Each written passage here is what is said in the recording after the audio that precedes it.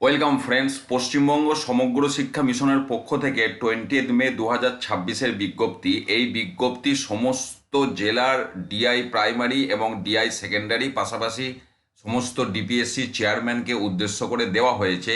Vidyanjali programme implementation এই প্রসঙ্গ। Actually এটা কি ব্যাপারটা একটু আমাদের বুঝে নিতে হবে। এক কথায় বলতে গেলে সমাজকে বিদ্যালয়ে সরাসরি অন্তর্ভুক্ত করা। আমরা এর আগে বিভিন্ন জায়গায় পড়েছি যে বিদ্যালয় হলো সমাজের ক্ষুদ্র সংস্করণ। তো সেইটারই একটা ইমপ্লিমেন্টেশন, অর্থাৎ সমাজের বিভিন্ন ব্যক্তি তারা বিদ্যালয়কে তাদের সার্ভিস দিতে পারে, কোনো কিছু দান করতে পারে, অ্যাসেট, সেই সম্পর্কেই এই হচ্ছে বিষয়টা।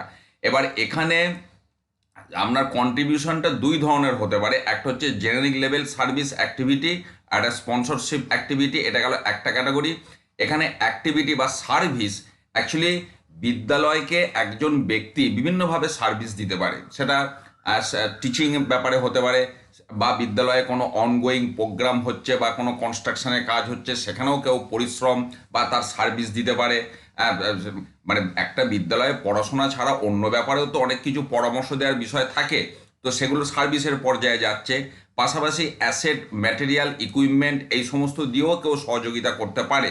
সেটা সিভিল ইনফ্রাস্ট্রাকচারে কোনো materials, electrical infrastructure, classroom support, sports, yoga, health, safety, extra curricular, digital infrastructure, এই সমস্ত বিষয়ে কেউ সহযোগিতা করতে পারে। এবার এটা কোন পদ্ধতিতে হবে? বিদ্যাঞ্জলি প্রোগ্রামের যে পোর্টাল, সেখানে স্কুলকে তাদের ইউডাইস কোড বা ইউডাইস প্লাস কোড এবং মোবাইল নাম্বার দিয়ে ওয়ান টাইম পাসওয়ার্ড দিয়ে রেজিস্টার করতে হবে। রেজিস্টার করার পর বিদ্যালয়কে তার কি রিকোয়ারমেন্ট সেগুলো পোস্ট করতে হবে, মানে ওখানে আপলোড করতে হবে সোজা কথা। সেই রিকোয়ারমেন্টে ওই যেমন আগে দুই ধরন বলা হলো, সার্ভিস ভিত্তিতে হতে পারে বা কোনো ম্যাটেরিয়ালস রিকোয়ারমেন্ট তার ভিত্তিতেও হতে পারে।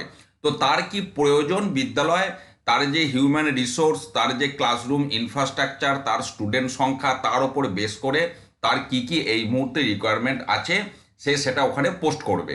এইবার যারা ভলেন্টিয়ার, যারা ইচ্ছুক ব্যক্তি, তারা সেইগুলো দেখে চয়েস করবে যে তারা কোনো সহযোগিতা করবে কি না, সেটা সার্ভিসের দিক থেকে হোক বা কোনো ম্যাটেরিয়ালসের দিক থেকে হোক।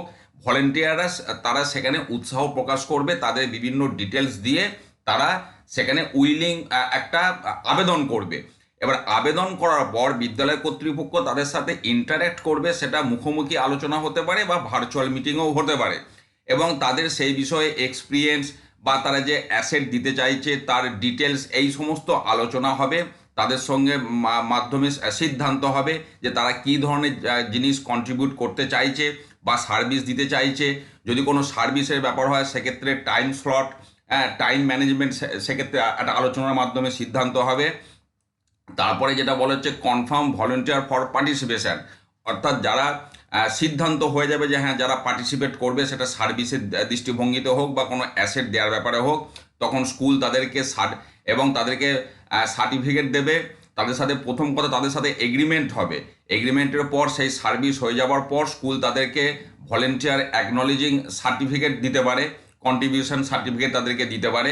পাশাপাশি এখানে বিদ্যালয়ের সমস্ত দায়িত্ব থাকছে, অর্থাৎ একজন ভলেন্টিয়ার বিদ্যালয়ে যে সার্ভিস দেবে বা অ্যাসেট দেবে, সেখানে যদি কোনো রকম কোনো গোলমাল হয়, দায়িত্ব কিন্তু বিদ্যালয়ের। যে কারণে বলা হচ্ছে যে ভালো করে তাদের ব্যাকগ্রাউন্ড চেক করে তাদের সাথে এগ্রিমেন্ট করে সমস্ত আন্ডারটেকিং নিয়ে কাজটা কিন্তু করতে।